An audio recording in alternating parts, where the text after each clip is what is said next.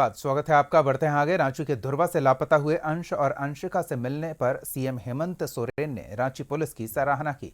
CM ने social media post कर लिखा, अपहरणकर्ताओं के चंगुल से 2 मासूम जिंदगी आजाद हुई। रांची पुलिस ने अपराधियों तक पहुंचकर बच्चों को मुक्त करवाया। यह प्रशंसनीय है। राज्य और राज्य से बाहर घटित हुई ऐसी घटनाओं की पड़ताल करते हुए अपराधी गिरोह की कमर तोड़ने की कार्रवाई की जाएगी।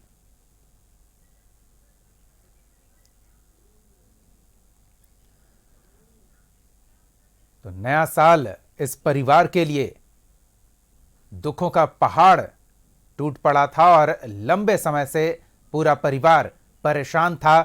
पूरा प्रशासनिक अमला दबाव में था अंश और अंशिका की बरामदगी को लेकर, और आखिरकार अंश और अंशिका की बरामदगी हुई है। परिवार में खुशी की लहर दौड़ गई है।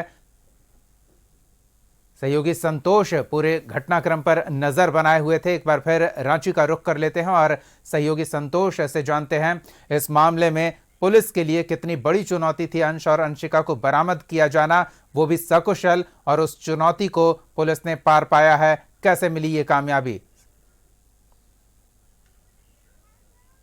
देखिए, जिस तरह से मुख्यमंत्री के निर्देश पर और डीजीपी ने जब मुख्यमंत्री निर्देश दिए थे, डीजीपी ने एक एसआईटी गठन किया। उसमें आईजी मनोज कौशिक के नेतृत्व में एक एसआईटी गठन किया, जिसमें 4 आईपीएस और 6 डीएसपी और 1 दर्जन इंस्पेक्टर उसमें तैनात किया गया था। अलग अलग स्टेट, बात करें मध्य प्रदेश का, बात करें उड़ीसा की, बात करें बिहार की, बात करें कई जो आसपास जो बॉर्डर इलाका है उन्हें जांच किया गया। और लगातार एक कॉम्बिंग ऑपरेशन की तरह यह पुलिस को इसलिए चुनौती बन गया कि कल जिस तरह बीजेपी के द्वारा प्रदर्शन किया गया कि अब बच्चे को, तो एक राजनीतिक रंग, और मुख्यमंत्री लगातार निर्देश दे रहे थे कि किसी हालत में आपने देखा, और दर्शकों को बता दें कि ट्वीट करके मुख्यमंत्री ने उस टीम को भी, जो पुलिस टीम है, उसको बधाई मुख्यमंत्री को द्वारा दिया गया है। और खास कर उस टीम अपराधियों को कैसे कार्रवाई किया जाए इसका भी निर्देश दिया है।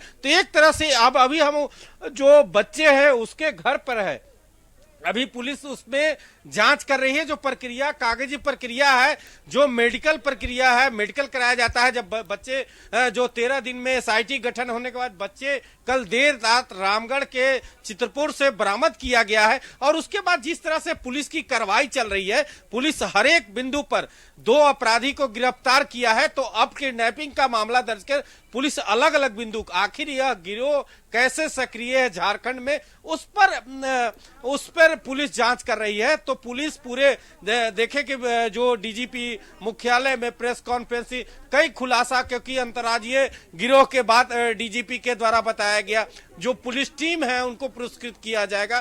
तो उसमें कई डीएसपी और कई अधिकारी थे।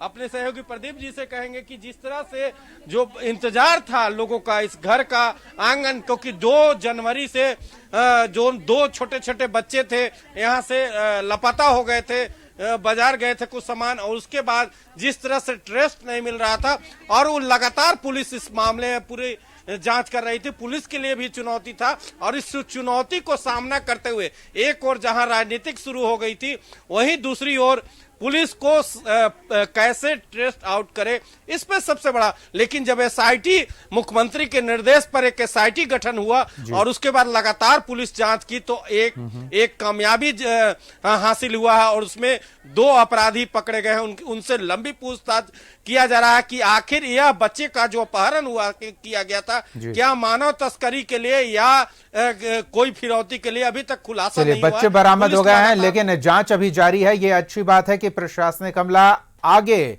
बच्चों की सुरक्षा को लेकर सतर्क हुआ है, और जो इस तरह के बच्चा चोरी या फिर गिरोह बनाकर ह्यूमन ट्रैफिकिंग का काम कर रहे हैं उन पर नजर रखी जाए, उनके विरुद्ध कड़ी कार्रवाई की जाए, इसका इशारा पुलिस कप्तान की ओर से भी दिया गया है। चलिए, बहुत बहुत धन्यवाद संतोष इस तमाम ताजा जानकारी के लिए।